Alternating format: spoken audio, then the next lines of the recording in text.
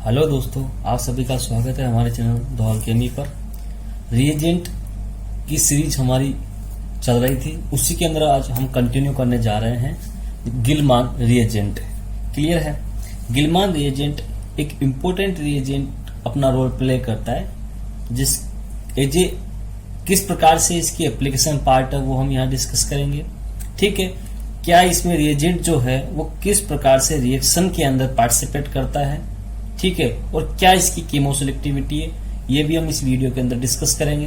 ध्यान दीजिएगा कि ये जो रिएजेंट है ये हमारे एग्जाम के पॉइंट ऑफ व्यू से बहुत ज्यादा इंपॉर्टेंट है, क्योंकि सीएसआई के अंदर 2 बार तो ये डायरेक्ट 4 मार्क्स के अंदर पूछ चुका है और कई बार ये मिक्सिंग के साथ क्वेश्चन पूछ चुका है। तो अपने को ये पता होना चाहिए कि गिलमान रिएजेंट जो है इसकी क्या तो पहचान है, जिस तरीके से हम इसको पहचान सकेंगे कि हाँ ये वाकई में गिलमान रिएजेंट है, और फिर किस प्रकार से इसकी अप्रोच लगानी है हमको क्वेश्चंस में, ये अपने को यहाँ पता करना है। तो सबसे पहले हम गिलमान रिएजेंट को स्टार्ट करने से पहले मैं आपको बता दूं कि गिलमान रिएजेंट की जो पहचान है वो ये है कि ये R2CuLi की फॉर्मेट में होता है। किसकी फॉर्म में होता है? R2CuLi।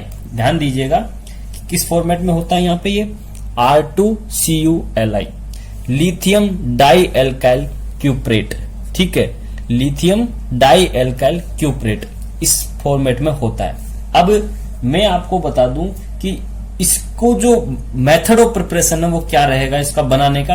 हम कहते हैं कि 2 मोल ऑफ, यदि मैं मिथाइल लिथियम के लेकर के कॉपर आयोडाइड या कॉपर हेलाइड के साथ रिएक्शन करवाता हूं in the presence of ether solution, ठीक है, तो मुझे क्या मिलता है कि गिलमान रिएजेंट मिलता है जो कि डायमेरिक फॉर्म में होता है।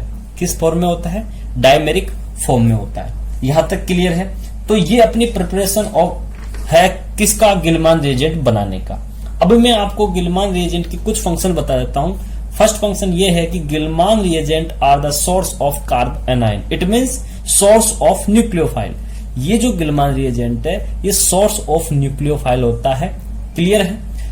It is used to form carbon-carbon bond in the organic synthesis. Organic synthesis में कार्बन-कार्बन बॉन्ड फॉर्म करने के लिए हम गिलमान रिएजेंट को काम में लेते हैं।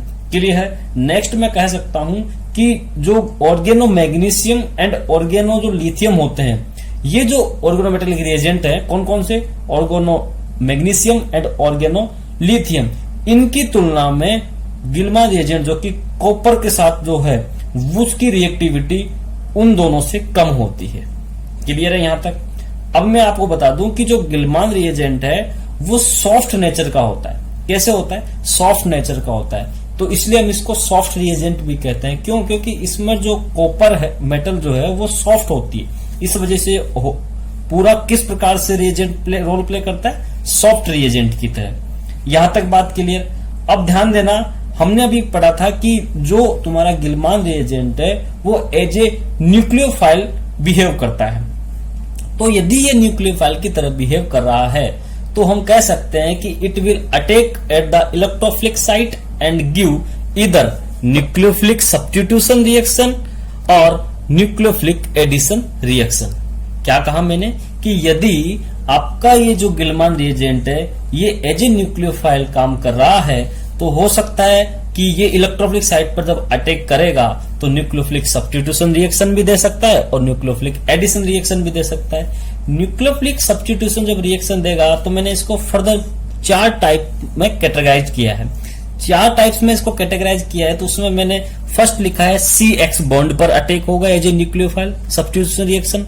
सेकेंड, कार्बन OTS बॉन्ड या कार्बन लिविंग ग्रुप वाले बॉन्ड पर अटैक करेगा, या हो सकता है इपोक्साइड रिंग की ओपनिंग में एज ए काम कर जाए न्यूक्लियोफाइल किसका? Gilman reagent. या फिर हो सकता है RCOCl जिसके अंदर SN2AE मैकेनिज्म के थ्रू ये प्रोसीड होगा, और जो ये CX बॉन्ड और OTS बॉन्ड है ये तुम्हारा SN2 टाइप मैकेनिज्म के द्वारा प्रोसीड होंगे। यहां तक तो सब्स्टिट्यूशन की बात हो गई। जो बात हम कर रहे हैं वो है न्यूक्लियोफिलिक एडिशन की। उसको हम कह सकते हैं माइकल एडिशन या फिर 1,4 एडिशन। जो गिलमान रिएजेंट एज ए न्यूक्लियोफाइल काम कर रहा है वो रिएक्शन में हो सकता है न्यूक्लियोफिलिक एडिशन रिएक्शन दे दे। तो जब ये न्यूक्लियोफिलिक एडिशन रिएक्शन देगा तो ये किस प्रकार की एडिशन देगा, माइकल एडिशन देगा, ना कि डायरेक्ट एडिशन। अब ये दोनों चीज क्या है ये हम आगे वीडियो में देखते हैं। अब मैं आपको इन जो मैंने कैटेगराइज किया है इनको वन बाय वन में डिस्कस करता हूं नोट के थ्रू। पहला नोट मैंने ये लिखा कि यदि तुम्हारा CX बॉन्ड या OTS बॉन्ड पर न्यूक्लियोफिलिक सब्स्टिट्यूशन रिएक्शन हो रही है तो किस प्रकार का मैकेनिज्म हो रही है, यहां पर SN2 मैकेनिज्म। और ध्यान देना, यदि एक SN2 मैकेनिज्म हो रही है तो हम कहते हैं if possible then inversion in configuration will be take place. किसके अंदर, during the SN2 type mechanism. It means यदि ये COTS बॉन्ड या C लिविंग ग्रुप या CX बॉन्ड का यदि सब्स्टिट्यूशन हो रहा है न्यूक्लियोफिलिक, तो हम कहते हैं कि यहां पर inversion in configuration take place होगा। क्यों होगा, क्योंकि इस वाली कंडीशन में ये जो होता है वो SN2 मैकेनिज्म देगा, और जब SN2 मैकेनिज्म होती है तो हमेशा इन्वर्जन इन कॉन्फ़िगरेशन होता है। इट मींस यदि तुम्हारा कोई ग्रुप एक्सियल पर लगा है, लिविंग ग्रुप जो निकलने वाला है, तो जो एज ए न्यूक्लियोफाइल जब अटैक करेगा गिलमान, तो यदि एक्सियल पर लगा है तो एंडो से अटैक करेगा और वहीं पर होकर के रह जाएगा और लिविंग ग्रुप बाहर हो जाएगा। ऐसे ही यदि कोई ग्रुप तुम्हारा एक्सो पे लगा है लिविंग ग्रुप, तो अटैक कहां से करेगा, ये एंडो से, और एंडो का होकर रह जाएगा। एक्सियल पर अटैक किया तो इक्वेटोरियल पर होकर रह जाएगा। ठीक है, वेज से अटैक किया तो डेस पर होकर के अटैक करेगा और डेस पर होकर रह जाएगा। क्लियर है मैं क्या कह रहा हूं, तो ये अपने को पता होना चाहिए। तो सबसे पहले देखो डिस्कस करता हूं मैं पहला एग्जांपल आपके सामने। इसमें समझना कि जो तुम्हारा ग्रुप लगा है OTS वो तुम्हारा एक्सो पोजीशन पर लगा है। एक्सो पोजीशन पर लगा है तो R2COLI में से जो R- है जो न्यूक्लियोफाइल है वो अटैक कहां से करेगा, एंडो साइड से, और एंडो साइड से अटैक करेगा, यहां से OTS ग्रुप बाहर, तो एंडो पर जाकर के R जाकर जुड़ जाएगा। क्लियर है। नेक्स्ट एग्जांपल देखो, sp3 कार्बन पर ग्रुप है, तो यहां पर sp3 की वजह से ये जो लिविंग ग्रुप है वेज पर है, तो यहां पर जब अटैक करेगा तो मैंने क्या कहा, SN2 वाली मैकेनिज्म होगी, क्योंकि कार्बन और लिविंग ग्रुप वाली बॉन्ड पर सब्स्टिट्यूशन हो रहा है। तो यहां से जो R- अटैक करेगा वो बैक साइड अटैक करेगा, यहां से लिविंग ग्रुप बाहर। तो ये ग्रुप यदि वेज पर है तो आने वाला जो ग्रुप होगा वो तुम्हारा कहां होगा, डेस पर। तो देखो यहां पर जो तुम्हारा R ग्रुप है वो डेस पर चला गया और हाइड्रोजन तुम्हारी कहां आ गई, वेज पर, और लिविंग ग्रुप बाहर। यहां तक क्लियर है। नेक्स्ट हम सेकेंड नोट डिस्कस करते हैं। समझना, सेकेंड नोट में यह है कि आपको यदि लिविंग ग्रुप यदि जो है वो एलाइलिक पोजीशन या प्रोपारगाइलिक पोजीशन पर प्रेजेंट है तो R2COLI जो है वो हमेशा SN2 डेस मैकेनिज्म शो करेगा। SN2 डेस को हम कह सकते हैं SN2 प्राइम। ठीक है, तो SN2 प्राइम मैकेनिज्म के थ्रू ये प्रोसीड होगा। कैसे होगा, सबसे पहले मैं आपको समझा दूं कि SN2 प्राइम क्या है और SN2 डेस क्या है। तो देखो सबसे पहले इसमें समझना कि यहां मैंने जो न्यूक्लियोफाइल का अटैक करवाया, ये एलाइलिक ग्रुप है, एलाइलिक ग्रुप पर यहां पर मैंने लगा रखा है लिविंग ग्रुप। ध्यान देना, तो जब मैं न्यूक्लियोफिलिक का अटैक करवा रहा हूं, हो सकता है मैं डायरेक्ट इस आइसोटोपिक कार्बन, जिसको मैंने आइसोटोपिक लेबल किया है, इस वाले कार्बन पर डायरेक्ट यदि अटैक कराता हूं, लिविंग ग्रुप को बाहर निकालता हूं, जिसको मैंने रेड पेन से इंडिकेट किया है। तो ध्यान देना, ये मैकेनिज्म तो तुम्हारी कौन सी कहलाती है, SN2 टाइप मैकेनिज्म। लेकिन यदि मैं तुम्हारा इस न्यूक्लियोफाइल का अटैक जब यहां करवा रहा हूं लिविंग ग्रुप को बाहर निकालने के लिए, तो सबसे पहले मैं इस डबल बॉन्ड वाले कार्बन पर करवाया, और डबल बॉन्ड जैसे आगे शिफ्ट होगा यहां से ये लिविंग ग्रुप गया, जिसको मैंने ब्लू पेन से इंडिकेट किया है। तो ये वाली जो मैकेनिज्म है ये कहलाती है तुम्हारी SN2 डेस या SN2 प्राइम। क्लियर यहां से। तो अपने को यह समझना है कि गिलमान रिएजेंट में यदि एलाइलिक या प्रोपारगैलिक पोजीशन दे रखी है तो जब न्यूक्लियोफिलिक अटैक करेगा तो ये SN2 प्राइम मैकेनिज्म शो करेगा। ये दिमाग में रखना। इससे रिलेटेड अब कुछ एग्जांपल हम समझते हैं। तो ध्यान दीजिए, ये एलाइलिक वाली सिचुएशन में आपको लिविंग ग्रुप लगाकर दिया है। तो इसमें क्या है कि जो तुम्हारा R2COLI है वो ग्रुप में जो R- एज न्यूक्लियोफाइल है वो कैसे अटैक करेगा, SN2 डेस। SN2 डेस या SN2 प्राइम तरीके से मैकेनिज्म शो करेगा। तो देखो ये अटैक कहां कर रहा है, इस पाई बॉन्ड पर। जैसे यहां अटैक करेगा, डबल बॉन्ड आगे की तरफ शिफ्ट हुआ और यहां से क्या हो गया, लिविंग ग्रुप बाहर। तो हमको किस प्रकार से मिल रहा है, डबल बॉन्ड कहां आ गया, इस आइसोटोपिक वाली पोजीशन पर। तो देखो आइसोटोप वाली पर डबल बॉन्ड आ गया और R जाकर के इस वाले कार्बन से जुड़ गया। तो ये इसलिए मैंने लेबल्ड किया है ताकि आपको पता लगे कि हाँ वाकई में यहां SN2 प्राइम मैकेनिज्म हो रही है।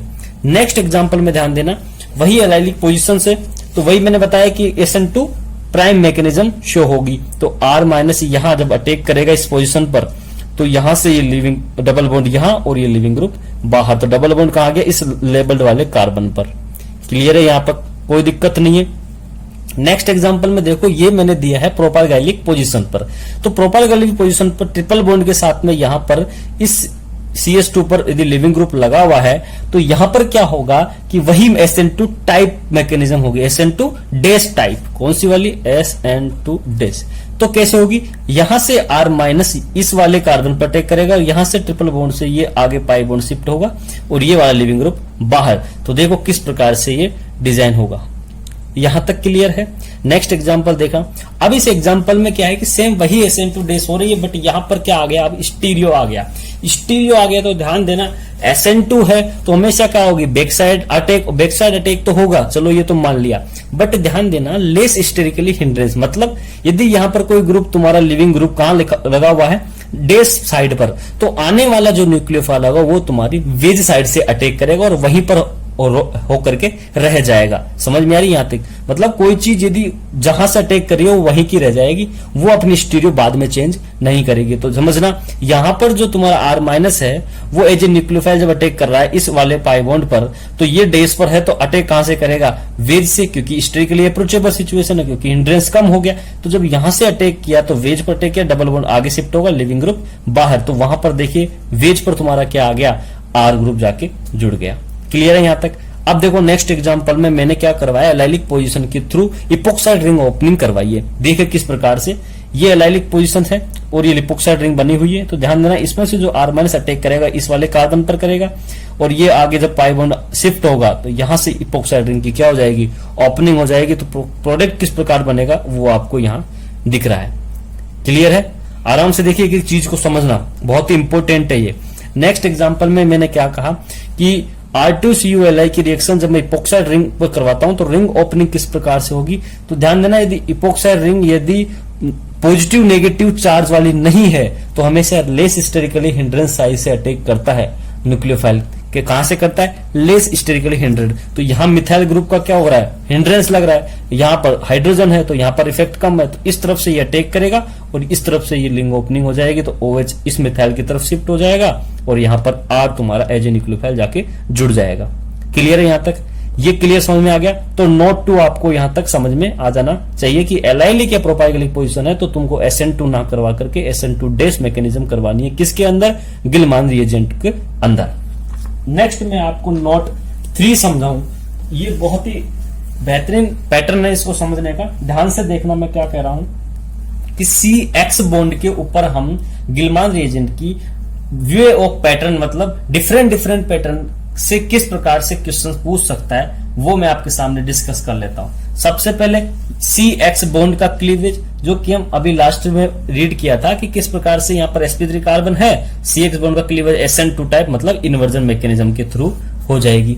ये तो समझ में आ रही थी अपने बात। नेक्स्ट में RCOX, X का मतलब तुम्हारा क्या हो गया? यहाँ पर या हो सकता है तुम्हारा ये आयोडीन हो, ब्रोमाइड हो या फिर क्लोराइड हो। तो कोई भी ग्रुप यहाँ लगा हुआ हो हेलोजन, ये कौन सी मैकेनिज्म देगा? SN2 AE मैकेनिज्म के थ्रू प्रोसीड होगा और ये भी अपने को रिएक्शन मिल जाएगी। आगे हम देखे डिस्कस करेंगे।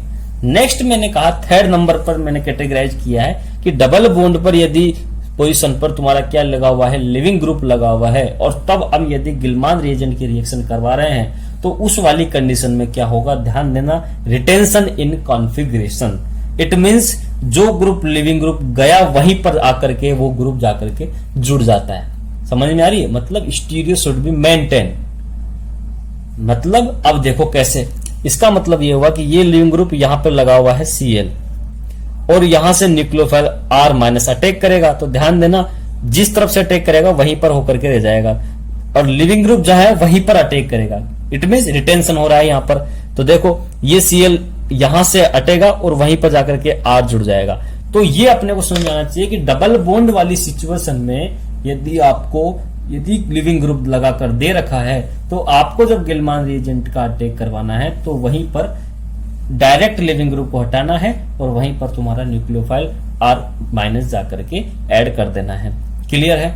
ये तो हो गई तुम्हारी सिंपल रिएक्शन। बट इसमें यदि मैं आपको एक नई अप्रोच की बात करूं तो वो समझना क्या है कि यदि तुम्हारी दोनों पोजीशन पर 2 हेलोजन लगा के दे दे और R2CuLi के साथ इसकी रिएक्शन करवाए तो ध्यान देने का कि जो दोनों की दोनों हेलोजन है, क्योंकि एक जैसी है तो दोनों की दोनों हेलोजन क्या हो जाएगी, रिप्लेस हो जाएगी किससे, R माइनस से। तो वहां पर दोनों हेलोजन हट जाएगी, वहां पर दोनों पर क्या आ जाएगा, R जाकर के जुड़ जाएगा। बट ध्यान देना अब ये दोनों R उसी स्टीरियो में है जिस स्टीरियो में पहले ये दोनों ग्रुप लगे हुए थे, या नहीं कि ट्रांस में चले गए, नहीं, सिस में थे तो सिस में ही मेंटेन है। यहां तक क्लियर है। अब ध्यान दो नेक्स्ट में क्या किया है मैंने कि different type of leaving group ले लिया, एक ब्रोमाइड दूसरा क्लोराइड। तो अब यहां बात किसकी हो जाएगी, रिएक्टिविटी की। रिएक्टिविटी ऑर्डर क्या कहता है कि जो ब्रोमीन है उसकी रिएक्टिविटी ज्यादा होती है किसी क्लोरीन से।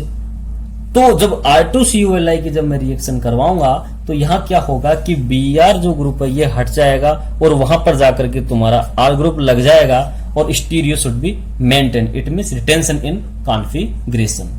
यहां तक क्लियर है। नेक्स्ट ध्यान देना कि अब मैं बात करता हूं इस वैरायटी में। इस वैरायटी में सेम वही कंसेप्ट है जो यहां था कि यहां पर यदि बेंजीन रिंग पर कोई यदि X ग्रुप लगा हुआ है हेलोजन, तो वो ग्रुप हटेगा जिल्मान रिएजेंट की प्रेजेंट में और वहां जाकर के मेरे को R ग्रुप मिलेगा। तो इसमें भी वही चीज समझ में आनी चाहिए कि यदि दोनों ग्रुप एक जैसे लगे हुए हैं, लिविंग ग्रुप Cl और Cl, तो दोनों के ग्रुप एक साथ हटेंगे और वहां पर R जाकर के जुड़ जाएगा।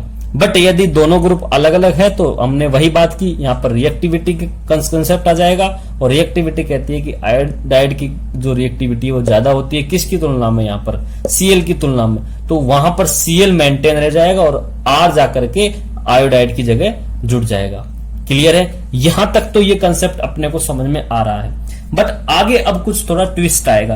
ट्विस्ट क्या आएगा उसको समझना। यदि साइक्लोप्रोपेन रिंग बना करके दे दे और उस पर एक ही पोजीशन पर दो सब्स्टिट्यूएंट लगा दिए जो एज ए लिविंग ग्रुप काम कर रहे हैं, तब उसकी प्रेजेंट में जब मैं I2CuLi की रिएक्शन करवा रहा हूं तब क्या हो रहा है कि दोनों की दोनों हेलोजन या दोनों के दोनों लिविंग ग्रुप एक साथ बाहर निकलते हैं और वहां पर जाकर के तुम्हारा R जाकर के जुड़ जाता है। ठीक है, ये तो बात समझ में आ रही है। बट दोनों एक जैसे हैं तब तक तो जुड़ रहा है, लेकिन यहां पर क्या है कि जब दोनों X जो लिविंग ग्रुप है वो दोनों अलग अलग हैं तब भी क्या होगा कि दोनों के दोनों हेलोजन रिप्लेस हो जाएगी किससे, तुम्हारे ये इस एल्काइल ग्रुप से। ये इंपॉर्टेंट नोट है, इसलिए मैंने इसको रेड मार्क से रिमार्क किया है। किस प्रकार से समझना कि यदि दोनों हेलोजन एक जैसी है तो भी तुम्हारा यहां पर क्या हो जाएगा, एल्काइल ग्रुप से रिप्लेस हो जाएगा। और दोनों एक जैसी ना है, एक हेलोजन ब्रोमीड है दूसरी क्लोराइड है, तब भी क्या होगा कि दोनों के दोनों रिप्लेस हो जाएगी और वहां पर एल्काइल ग्रुप जाके जुड़ जाएगा। क्लियर है यहां तक। इसी चीज को अब मैं फर्दर आपको एग्जांपल से समझता हूं। यहां ध्यान देना C6H5 CH और X ग्रुप लगाकर दे रखा है। तो ध्यान देना जब C6H5 मतलब बेंजल वाली सिचुएशन में यदि I2CuLi की रिएक्शन जब करवा रहा हूं तो दोनों की दोनों जो X ग्रुप है वो तुम्हारे रिप्लेस हो जाते हैं और वहां पर R जाकर के जुड़ जाता है। ठीक है, बट यहां दोनों हेलोजन सेम भी हो सकती है और डिफरेंट भी हो सकती है। तो जब दोनों हेलोजन सेम है तब भी यहां पर दोनों ग्रुप रिप्लेस हो जाएंगे, और दोनों यदि हेलोजन डिफरेंट है तब भी क्या होगा कि दोनों के दोनों हेलोजन क्या हो जाएगी, रिप्लेस हो जाएगी। तो ध्यान देना इन दोनों केस में, एक ये केस और एक ये दोनों केस में ध्यान रखना, यदि एक जैसी हेलोजन हो या दोनों डिफरेंट हेलोजन है तो दोनों की दोनों रिप्लेस कर देंगे हम किससे, इस R- ग्रुप से।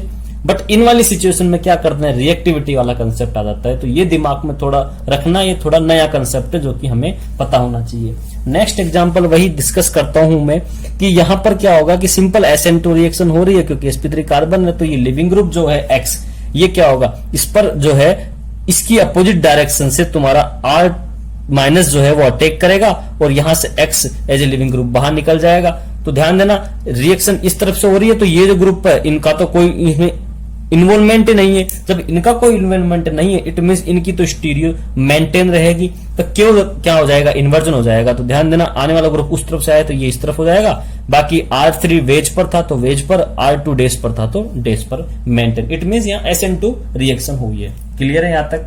अब देखो नेक्स्ट एग्जांपल मैंने आपको समझाया जो अभी पीछे भी हमने डिस्कस किया था। प्रोपारगैलिक रिंग के थ्रू हम इपोक्साइड रिंग की क्या करवा रहे हैं, रिंग ओपनिंग करवा रहे हैं। तो प्रोपारगैलिक पोजीशन दे रखी है हमको पता है ट्रिपल बॉन्ड के साथ में। तो यहां पर जब R- ये अटैक करेगा इस वाले कार्बन पर तो ये डबल बॉन्ड आगे शिफ्ट होगा, जैसे यहां शिफ्ट होगा यहां से रिंग ओपनिंग हो जाएगी। तो OH जहां पर डेस पर था वहीं डेस पर रहेगा और डबल बॉन्ड आगे शिफ्ट हो जाता है, तो आपको प्रोडक्ट इस प्रकार से मिलता है। क्लियर है यहां तक। ये चीज आपने को पता होनी चाहिए। 3 नोट्स के थ्रू हमने ये चीज समझ लिया है कि किस प्रकार से ये रिएक्शन होता है। ठीक है, अब मैं बात करता हूं इंपॉर्टेंट फैक्टर, वो है तुम्हारा माइकल एडिसन। माइकल एडिसन का मतलब क्या होता है वो हम समझ लेते हैं। सबसे पहले मैं आपको कुछ चीज समझा देता हूं, वो देखना। देखिए इसके अंदर मैं आपको एक alpha beta unsaturated carbonyl compound लिया, ठीक है। तो इस conjugated alpha beta unsaturated carbonyl compound में ध्यान देना कि ये वाला जो कार्बन डबल बॉन्ड ऑक्सीजन वाली साइट है, ये वाली तुम्हारी साइट क्या कहलाती है? हार्ड साइट कहलाती है। कौन सी साइट कहलाती है? हार्ड साइट कहलाती है। और ये जो कार्बन डबल बॉन्ड कार्बन वाली साइट है, ये तुम्हारी कहलाती है सॉफ्ट साइट। क्लियर है? क्यों कहलाती है? क्योंकि इस वाले कार्बन में लगा हुआ जो ऑक्सीजन है वो मोल इलेक्ट्रॉन नेगेटिव एटम है, इस वजह से ये यहाँ पर हार्ड साइड की तरह बिहेव करेगी। और यहाँ पर ये जो कार्बन कार्बन डबल बॉन्ड है, इसमें कार्बन क्या है कि सॉफ्ट नेचर इंडिकेट करता है। क्यों? क्योंकि इसकी इलेक्ट्रॉनिक कम होती है, तो इस वजह से ये सॉफ्ट साइड की तरह ट्रीट की जाती है। अब R2CuLi में जो कॉपर है वो अपना सॉफ्ट मेटल की तरह काम करता है, इस वजह से हमने पढ़ा है HSAB कंसेप्ट क्या कहता है कि सॉफ्ट सॉफ्ट इंटरेक्शन या हार्ड हार्ड इंटरेक्शन। तो हम जानते हैं कि जब R2CuLi अपना सॉफ्ट रिएजेंट की तरह बिहेव कर रहा है तो ये अटैक भी कहां करेगा? सॉफ्ट साइड पर। अब सॉफ्ट साइड तुम्हारी कौन सी है? ये वाली, ठीक है। तो यहां अटैक करेगा, तो इसको 1,4 एडिशन कैसे कहते हैं ध्यान देना। माइकल एडिशन तो समझ में आ गया कि इसको माइकल एडिशन क्यों, क्योंकि इस जो सॉफ्ट साइड है इस पर यदि ये अटैक कर रहा है तो ये माइकल एडिशन कहलाता है। बट 1,4 क्यों कहा? तो ध्यान देना, उस ऑक्सीजन को 1 दूं, कार्बन को 2, 3 एंड 4। तो ध्यान देना इस 4 वाली पोजीशन पर जाकर के ये एल्काइल ग्रुप एजे न्यूक्लियोफाइल अटैक करता है और आगे की तरफ भी डबल पाई बॉन्ड शिफ्ट होता है। तो 1,4 एडिशन इसलिए इसको कहा जाता है। तो 1,4 एडिशन हो या तुम्हारा माइकल एडिशन, ये दोनों एक ही चीज है और ये सॉफ्ट सॉफ्ट इंटरेक्शन वाली कंडीशन में ही होता है। अपने को यहां तक चीज समझ में आ गई? क्लियर है कि क्या तुम हार्ड साइड होती है, सॉफ्ट साइड कैसे होती है, और R2CuLi अपना सॉफ्ट साइड है तो ये कैसे इंटरेक्शन करता है, ये HSAB सिम्बायोसिस के अंदर हमको पता लग जाता है। क्लियर है यहां तक? अब मैं आपको समझा दूं कि माइकल एडिशन क्या है। तो देखना, इस अल्फा बीटा अनसैचुरेटेड जो है कंपाउंड, इसके अंदर यदि मैं CH3 का होल ट्वाइस CuLi की reaction in the presence of ether H2O के साथ करवाता हूं तो मुझे प्रोडक्ट में ये मिलता है। इट मींस यहां जो तुम्हारा मिथाइल ग्रुप है जो न्यूक्लियोफाइल है वो अटैक कर रहा है इसकी 4th वाली पोजीशन पर, और फर्दर हाइड्रोलाइसिस के दौरान मुझे फाइनली प्रोडक्ट ये मिलता है।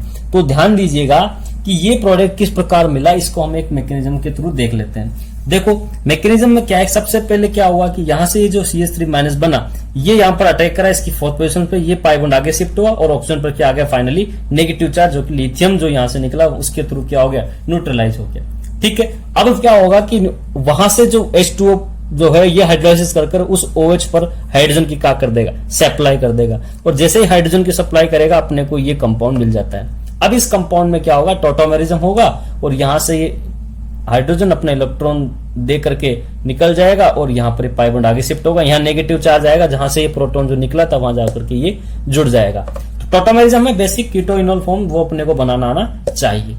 तो इस प्रकार से ही फाइनल प्रोडक्ट अपने को मिलता है। तो ये अपना कहलाता है माइकल एडिशन, क्योंकि 1,4 एडिशन पर सिचुएशन में ये हो रहा है। ठीक है, अब इसमें एक क्या है इंपोर्टेंट जो अपने से कई बार पूछ जा सकता है कि क्या होता है कि ये वाली जो अल्फा बीटा अनसैचुरेटेड मोइटी है, इस पर यदि मैं R2CuLi की रिएक्शन करवाता हूं तो फर्स्ट स्टेप तो अपने को जो आ रहा है ये वाला, ये तुम्हारा ये आ गया, R यहां पर अटैक किया, ये आगे फर्दर ये मिल गया। अब क्या होता है ध्यान देना, यदि हो सकता है इलेक्ट्रोफाइल जो तुम्हारा दिया गया है वो इलेक्ट्रोफाइल यदि तुम्हारा ट्राइमिथाइलसिलाइल क्लोराइड दे रखा है तो क्या होगा कि ये जो ऑक्सीजन है वो अंदर रिएक्शन में पार्टिसिपेट ना करके सीधा अटैक इस सिलिकॉन पर करता है और Cl को बाहर करके डायरेक्ट यहां पर सिलिकॉन के साथ में बॉन्डिंग कर लेता है। क्यों? क्योंकि ऑक्सीजन और सिलिकॉन की आपस में क्या होता है? बॉन्डिंग करने की एफिशिएंसी बहुत ज्यादा होती है, इसलिए ये रिएक्शन में अंदर ना आकर के डायरेक्ट एक दूसरे से जुड़ जाते हैं। क्लियर है यहां तक? तो ये प्रोडक्ट अपने को तब मिलेगा, ना कि इस वाले प्रकार का प्रोडक्ट। तो ये अपने को कंसेप्ट दिमाग में पता होना चाहिए। नेक्स्ट मैं आपको बता दूं, हो सकता है कि तुमको जो इलेक्ट्रोफाइल है वो इस प्रकार से दे दे। जब इस प्रकार से इलेक्ट्रोफाइल देगा तो वही चीज सिंपल, ये रिएक्शन में अंदर की तरफ शिफ्ट होगा और यहां अंदर शिफ्ट होगा तो यहां आकर के ये नेगेटिव चार्ज यहां टेक करेगा आर पर, ये लिविंग ग्रुप बाहर, तो ये दोनों किसी भी प्रकार के लिविंग ग्रुप यहां तुमको मिल जाएगा। क्लियर है यहां तक? ये चीज अपने को पता होनी चाहिए कि कब ये प्रोडक्ट मिलेगा। तो ये ऑक्सीजन की बाइंडिंग करने की कैपेसिटी एक तो इस ग्रुप के साथ होती है, किसके साथ, Me3SiCl, और एक ग्रुप और होता है जो मैं आपको बता दूं, P double bond O Cl OMe का होल ट्वाइस। इस ग्रुप के साथ भी इसकी एफिशिएंसी होती है। ये ऑक्सीजन यहां टेक करेगा, Cl बाहर हो जाएगा। तो ये फॉस्फोरस के साथ भी क्या करता है, इसकी एफिशिएंसी के साथ में बॉन्डिंग कर लेता है। तो अपने को इस प्रकार का प्रोडक्ट ये भी देता है। तो ये दोनों ग्रुप अपने को पता होना चाहिए। क्लियर है यहां तक? अब मैं आपको नेक्स्ट एग्जांपल बता दूं, विद स्टीरियो थोड़ा डिस्कस कर लेता हूं कि R2Cl जब इसमें वही रिएक्शन करता है माइकल एडिसन की, तब क्या होता है कि ये देखो ग्रुप तुम्हारा कहां पर लगा हुआ, वेज पर। तो आने वाला जो न्यूक्लियोफाइल होगा वो तुम्हारी किस तरफ से अटैक करेगा, डैश साइड से, क्योंकि मैंने आपको बताया था कि लेस स्टेरिकली हिंड्रेंस पोजीशन पर ये अटैक करने की कोशिश करता है। ठीक है, तो इजीली अटैक कहां से होगा, यहां पर डैश साइड से। तो ये जो तुम्हारा R- है वो तुम्हारी डेड साइड से अटैक करेगा और मुझे प्रोडक्ट इस प्रकार से मिल जाएगा। क्लियर है? क्योंकि H2O की प्रेजेंस में बाद में हाइड्रोलाइसिस हो जाएगा और अपने को ये टोटोमेरिज्म से प्रोडक्ट मिल जाता है।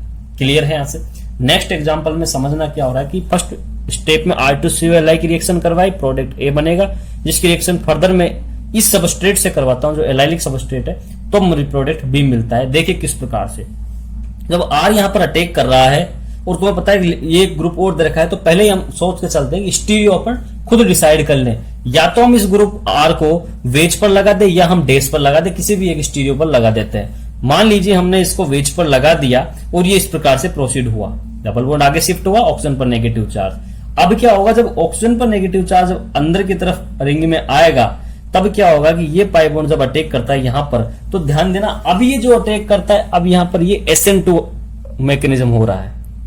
कि कौन सी, SN2 हो रही है। अब यहां पर SN2 डैश नहीं कहेंगे, एलाइलिक है, बट SN2 डैश क्यों नहीं कह रहे, क्योंकि अब यहां पर ये गिलमान रिएजेंट नहीं काम कर रहा, अब ये सिंपल SN2 अटैक हो रहा है। गिलमान रिएजेंट तो अटैक इसी रिएक्शन में यहीं पर खत्म हो गया।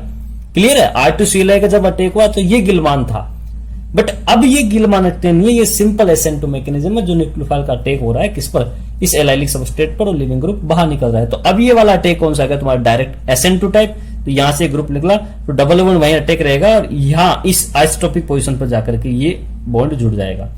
तो बट अब ये किस तरीके से स्टीरियो से जुड़ेगा, तो ध्यान देना, यदि ये जो तुम्हारा जो ग्रुप R जो गिलमान रिएजेंट के थ्रू लगा है वो तुम्हारा वेज पर है, तो आने वाला जो सेकंड ग्रुप होगा वो तुम्हारा कहां होगा, डैश पर, ताकि हिंड्रेंस सबसे कम हो। और जितना हिंड्रेंस कम होगा पोटेंशियल एनर्जी सिस्टम की कम होगी, और पोटेंशियल एनर्जी कम होगी तो उस प्रोडक्ट की स्टेबिलिटी क्या हो जाएगी, बढ़ जाएगी। इस वजह से हम क्या करते हैं, दोनों ग्रुप को अपोजिट स्टीरियो के साथ लगाते हैं। क्लियर है यहां तक? नेक्स्ट में एग्जांपल की बात कर लेता हूं, एक एग्जांपल और समझिए कि इस एग्जांपल में क्या है कि R2Cl की जब रिएक्शन करवा रहा हूं यहां पर, तो ध्यान देना ये स्टीरियो कहां पर है, तुम्हारा वेज पर। जब ये वेज पर है तो आने वाला ग्रुप तुम्हारा R- किस तरफ से अटैक करेगा, डैश साइड से। डैश साइड से अटैक करके डैश पे जुड़ गया और ये आगे डबल बॉन्ड शिफ्ट हो गया। क्लियर है यहां तक? तो अब क्या हो रहा है, देखो अब जो तुम्हारा जो सेकंड जो सबस्ट्रेट है वो क्या हो रखा है, तुमको उस प्रोडक्ट के उस जो तुम्हारा ये जो सबस्ट्रेट था उसी के अंदर दे रखा है। तो अब जब होगा इंट्रामोलिकुलर SN2 रिएक्शन होगी। इंट्रामोलिकुलर SN2 देखो, जब ये यहां से ऑक्सीजन नेगेटिव चार्ज अंदर प्रोसीड होगा तो ये पाई बॉन्ड का जब इलेक्ट्रॉन यहां अटैक करेगा और यहां से ये जो तुम्हारा लिविंग ग्रुप है X ये बाहर निकल जाएगा, तो ये तुम्हारी SN2 इंट्रामोलिकुलर हो गई। तो ध्यान देना, जब R- यहां है तो ये ग्रुप कहां है तुम्हारा, वेज पर।